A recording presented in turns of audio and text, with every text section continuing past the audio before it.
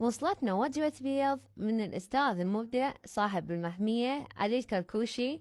طبعا الدجاج مالته دجاج كويتي، دجاج عرب كويتي، الدجاج الأصيل المرتب، مثل ما نقول دجاج جهنة.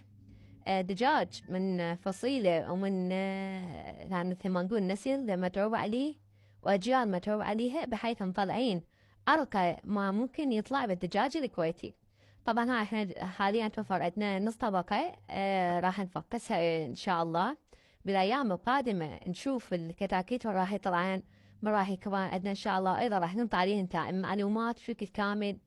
وبنفس الوقت أنا أنصح الأستاذ علي الكركوشي، إنسان ثقة صاحب مصداقية.